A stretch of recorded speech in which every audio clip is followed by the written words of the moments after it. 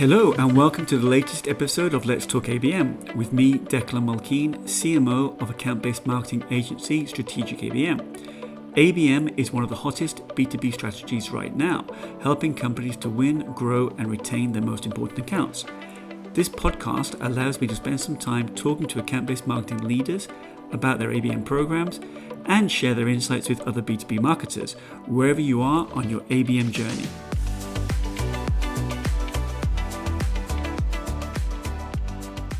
Okay, well, listen, Andy, thank you for joining us today and for agreeing to take part in this webinar. I think the idea really is there's so many things happening at the moment, as you know, and obviously there's unprecedented times that we're living in obviously you're at home there in Austria. I'm obviously here at home in Madrid, and we have a little bit of time to kind of catch up and talk about what's happening in the world of sales and marketing. So I thought I'd start up and ask you a question. Actually, we're living through these absolutely extraordinary times at the moment. What do you think you've learned over the last few weeks, sitting there at home and obviously talking to your clients?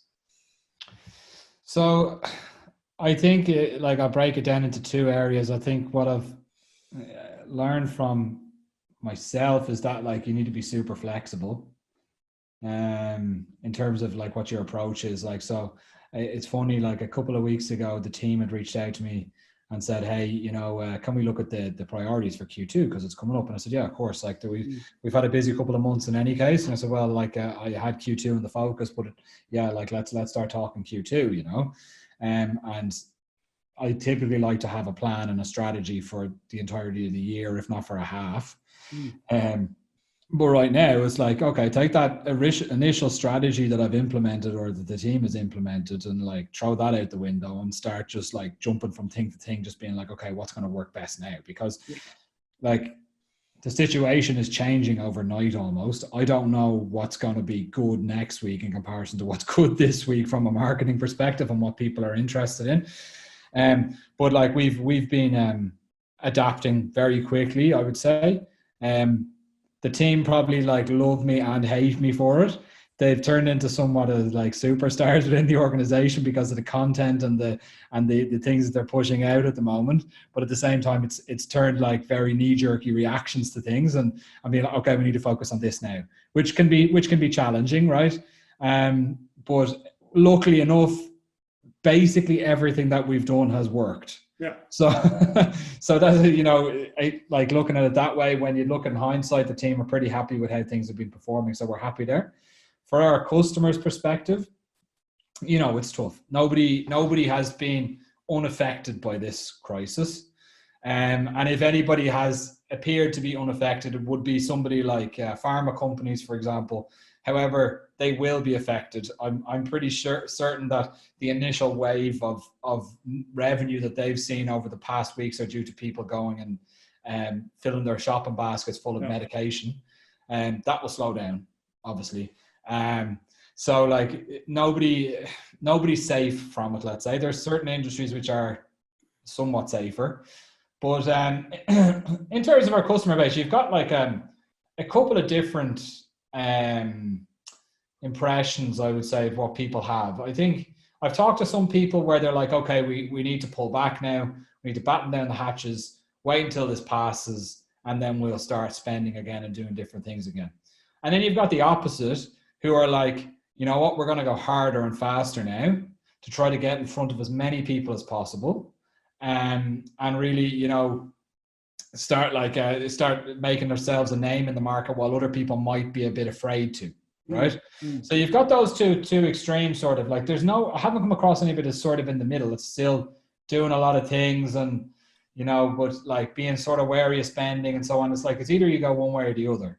Now for our customer base, I think from a Leadfeeder perspective, what we're seeing is people are seeing the value in the product, especially if they're on that side of maybe not wanting to push extra cash out, because I'm not sure spending anyway is the right thing at the moment. Even for our own strategy, we're not spending a huge amount of money at the moment. A lot of the stuff that we're doing is organic.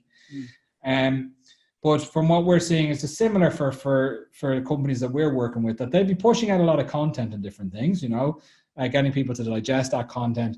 And then also understanding, okay, who's visiting the site from which companies, right? Which companies are visiting? How often are they visiting? What is the content that they are digesting? Is there any type of buying signals or intent data that I can see from the companies that are visiting? So like at the moment, it's obviously people are digesting a lot of content, but then you also want to be able to see, okay, which companies are the ones that are looking at my pricing, for example. Yeah. Or doing a bit of a deeper dive into the integrations that we have to offer, or doing a bit of a deeper dive into our product features, right?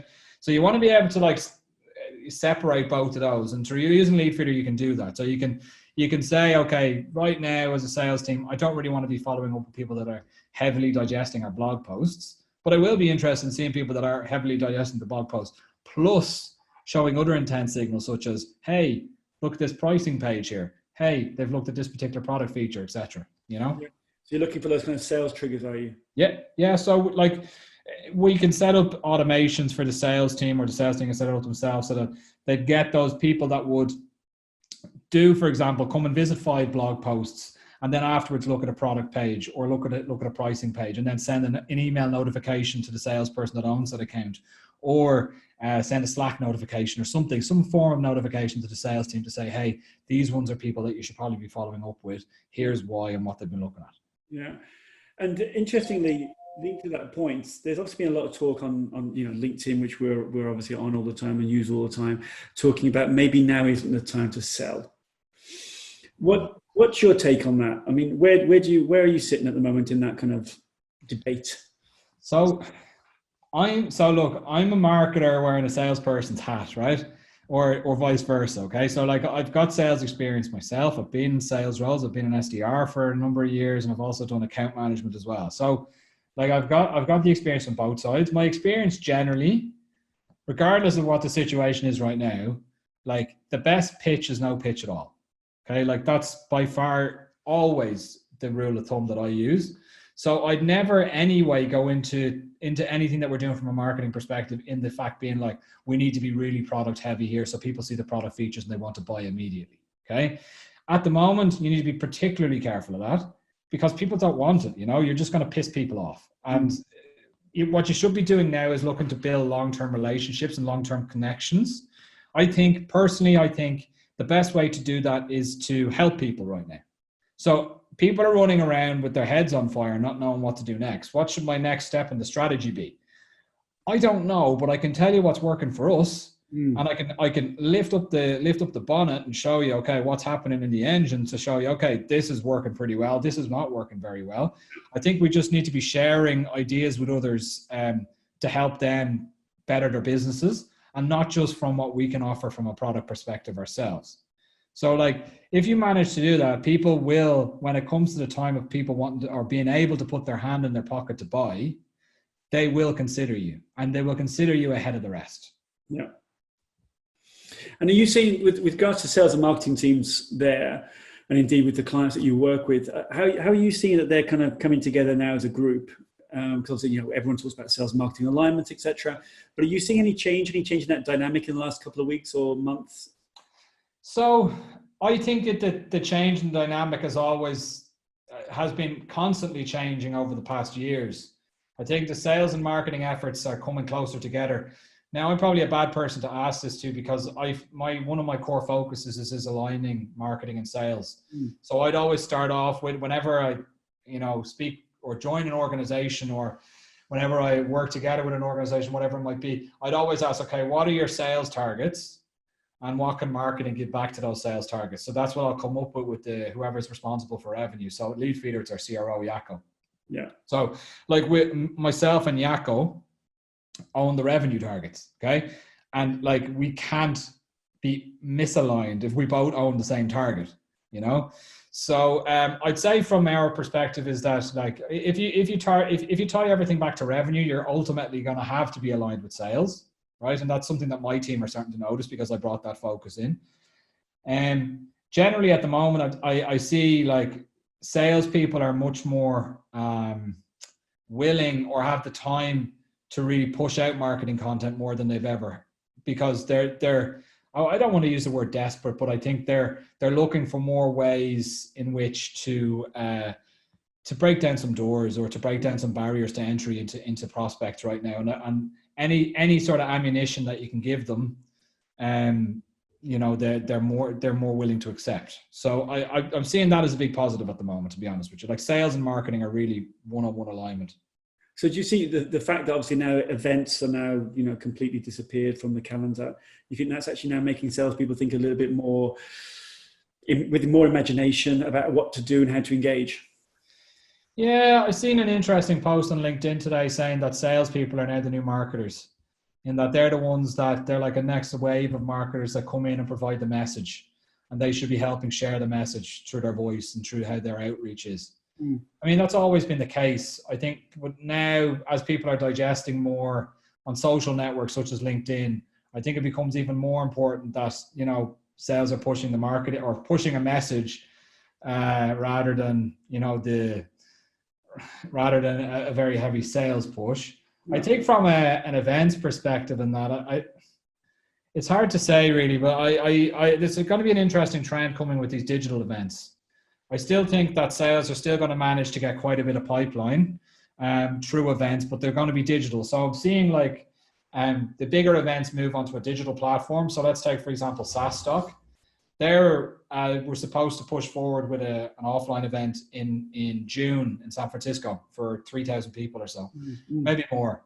But I know that now they've moved that to online. So Alex, their CEO and founder, decided a couple of weeks ago that he said, okay, look, this isn't going to happen. We need to plan for something else. So he's brought it to digital. The Adobe Summit as well has been brought to digital.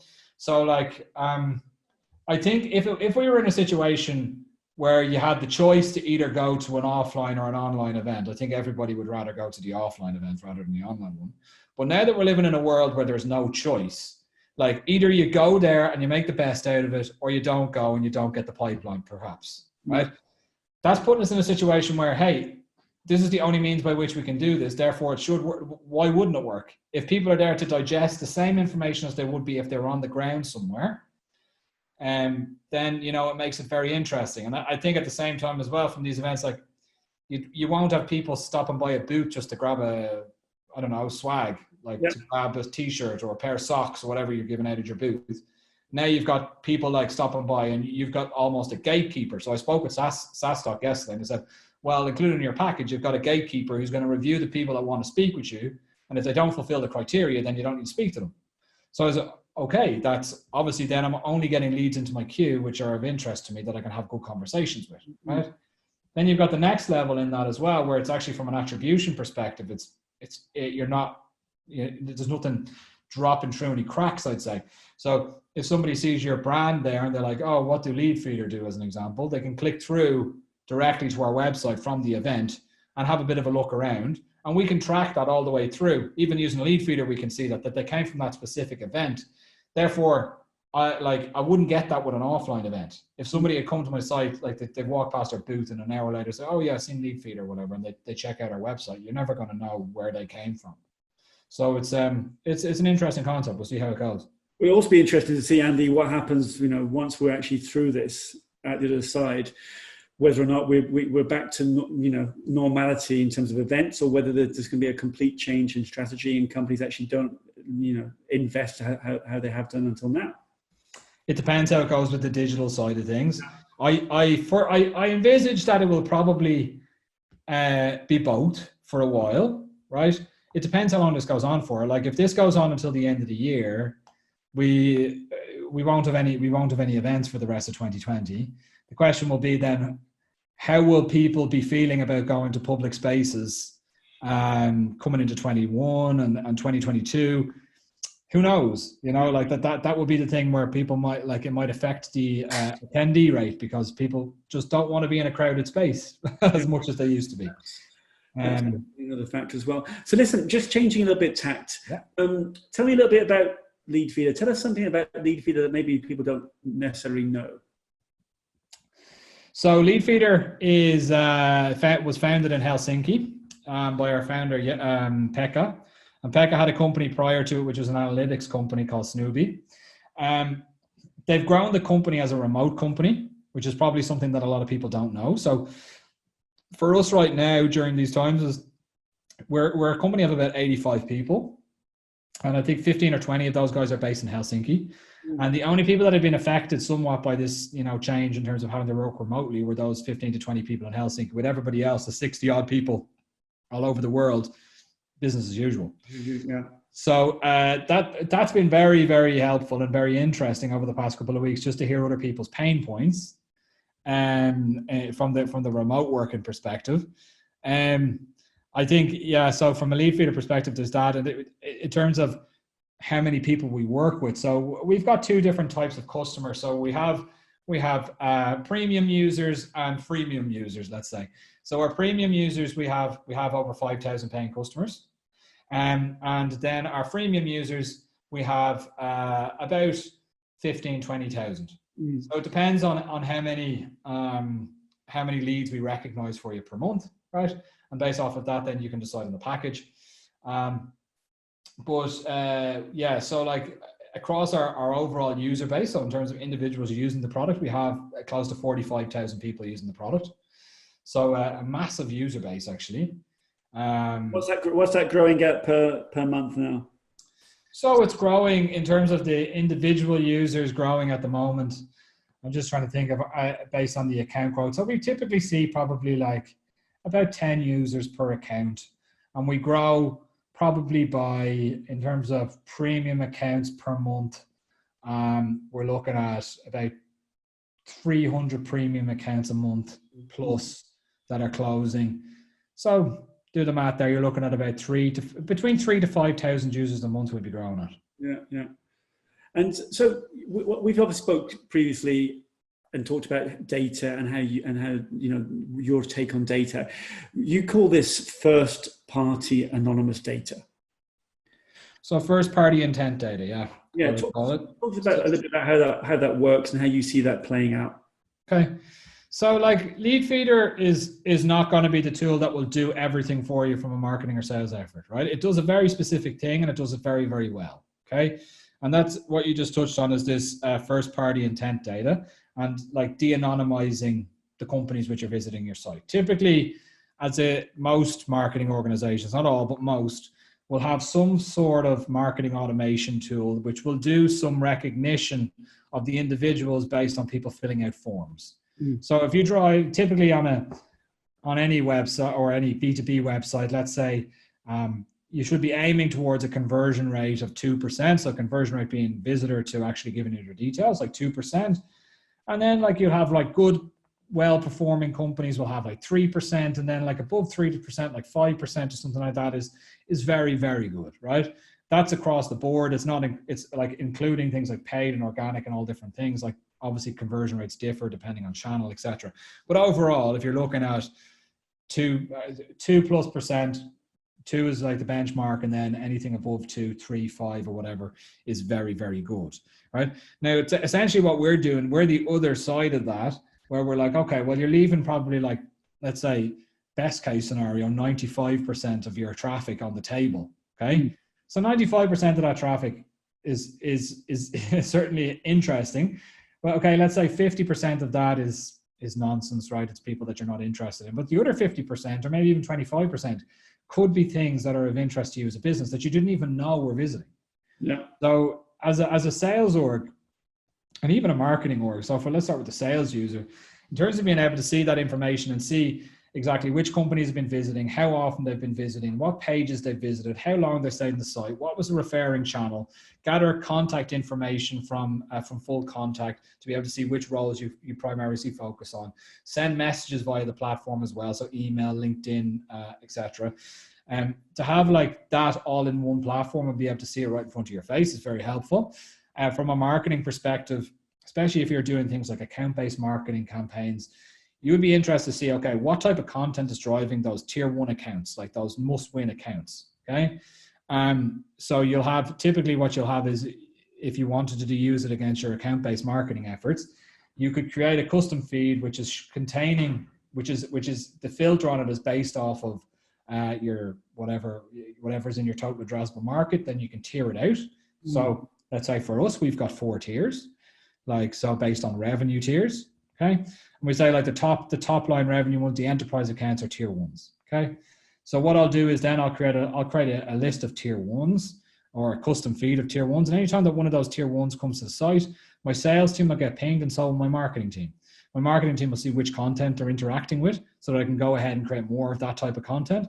The digital team will also see, okay, what channel drove those that specific company. So I can go and double down on that on that content or on that channel as well. So it's killing a couple of birds with the one stone there, really. So you've seen with your customers as well that they're using Leadfeeder as a key component of their ABM strategy? Yeah. So we spoke about this before in terms of my opinion on ABM. So I've been doing ABM for a couple of years now. And my opinion from speaking with customers of ours, as well as also speaking with friends and stuff that are trying to run ABM campaigns, is that people are typically skipping the first basic steps, right? So like they're going and investing a ton of cash into larger ABM platforms, okay? So I'm not going to say hundreds of thousands, but definitely tens of thousands a year, without getting the basics right, okay? So with Leadfeeder, it's a minimal investment, and if you can get the basics right there's certain things that you can do there in order to get your ABM efforts off the ground, right? And that being one piece is like understanding whenever one of those companies from any one of your tiers comes to the site, make sure that they're getting a follow-up and make sure you understand exactly what they're interacting with.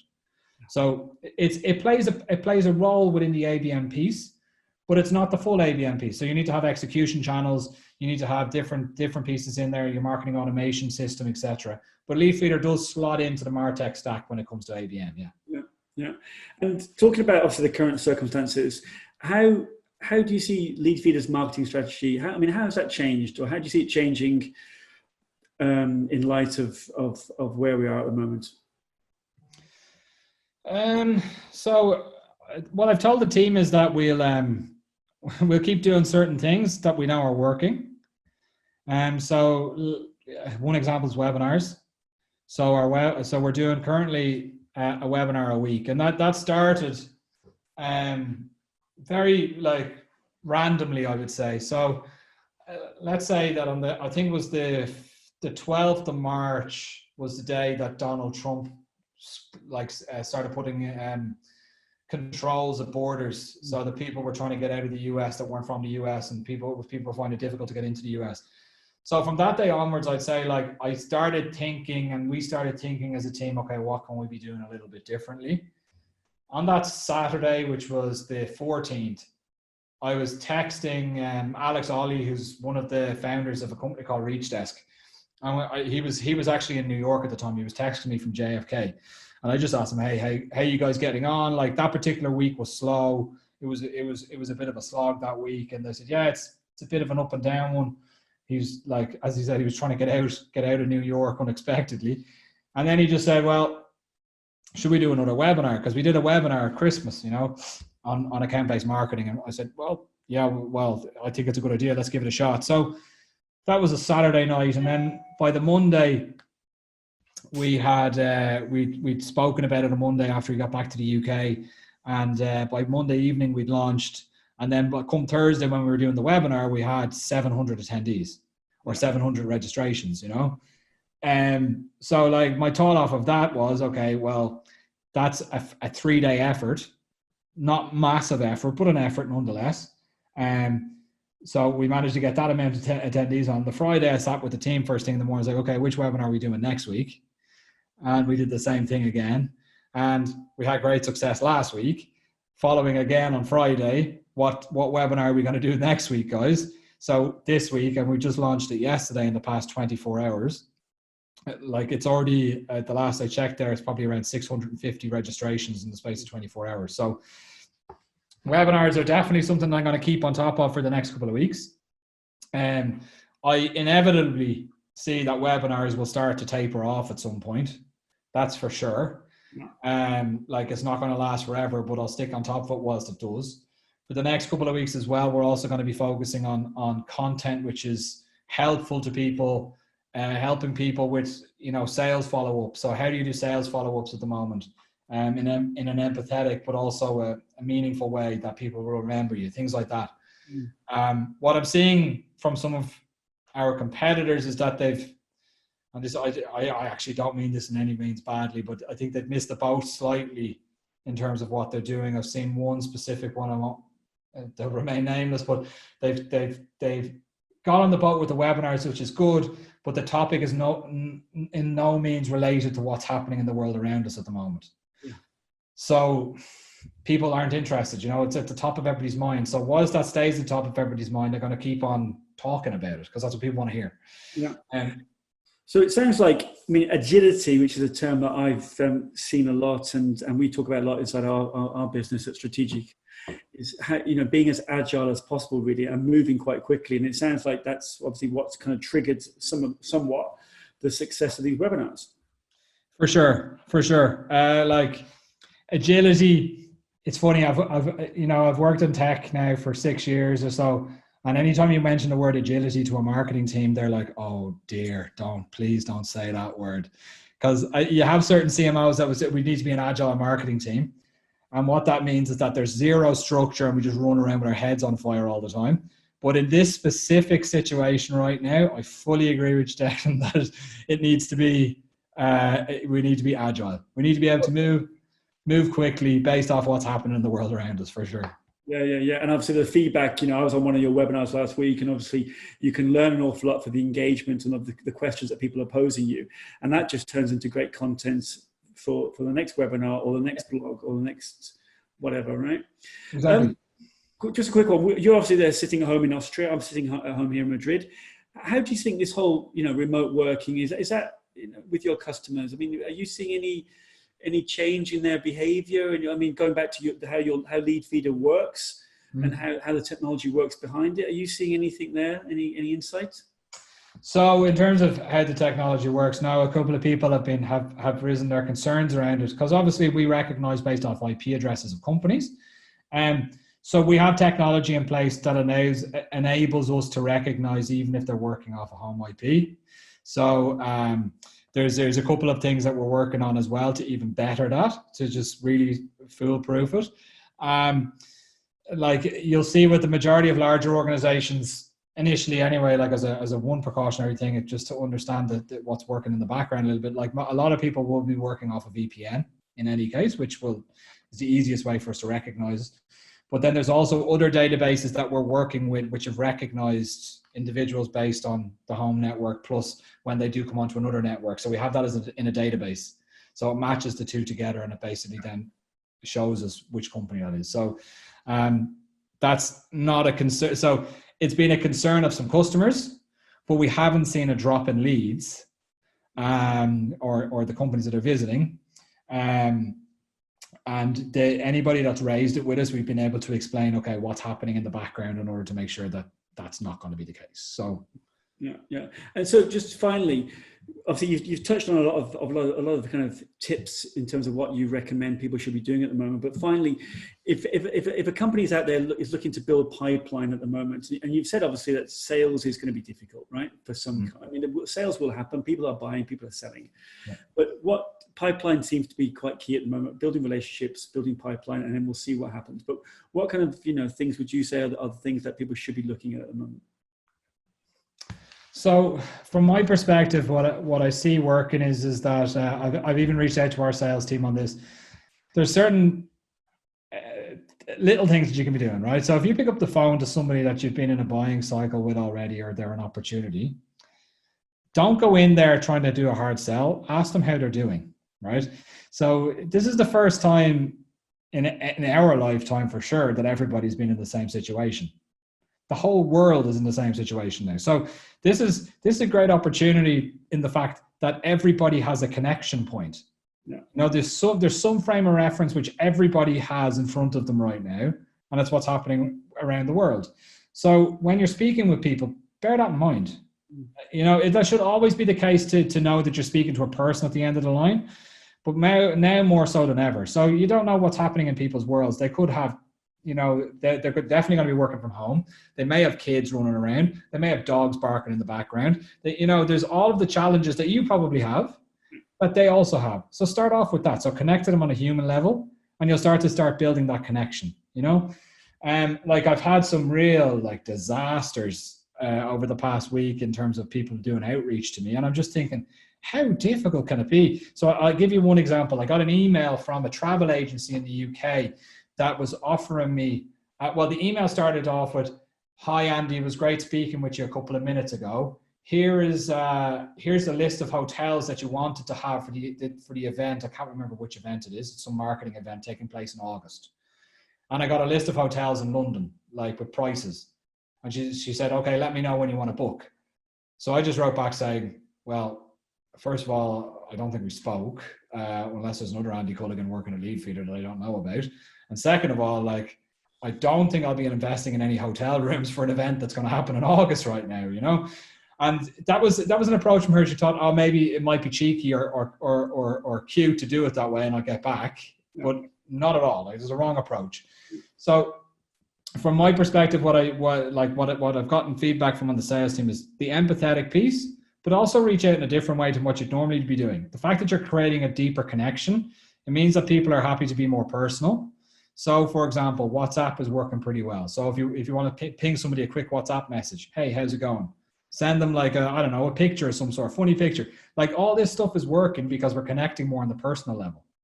So it may be that you may struggle to close in the next couple of weeks, but when people start getting back to normal, and people are starting to get back to normal, the more people that you've created that personal connection with, the more likely they're going to put their hand in their pocket. Yeah. No, it's funny you say that, because on a personal level, I've been obviously connecting with people and, through LinkedIn and other channels, and just sending them a note to see how they are really, and with no other precondition than just to be quite human, as you said. And I think we kind of forget, and we have forgotten with all this technology, that at the end of the day, it is human on human, right? Yeah. And we've kind of used automation and other tools to kind of speed up the process and to make the process more agile. But in effect, we've actually been taking away what is the essence of a relationship and a commercial relationship, which is two people transacting on a very personal level. Exactly. I mean, look, we're always so focused on numbers, and that goes, like, I'm as guilty of it as everybody. From a sales perspective, more so than any other department. But like, I've measured teams on how many phone calls they've made, how many emails they've sent, how many touch points they're getting on LinkedIn. All of these different things I've measured people's performance on. So if they're not delivering up down the bottom of the funnel and creating opportunities, there must be something wrong up the top. Therefore, they're maybe not making enough phone calls. Yeah. Hey, maybe they're not sending enough emails. And with that type of approach, what you're doing is you're forgetting that the people on the other end of that communication are human. So like, I've in the past been guilty of it, treating people like numbers. Okay, the more we churn out, the more we're going to get back. That sort of view on things. Now, obviously, it's still important to keep the numbers up, but at the same time, I think we need to be more wary than ever that when we pick up the phone, we're actually picking up the phone to another human being. Yeah. And I think that's a great way to end this conversation, Andy.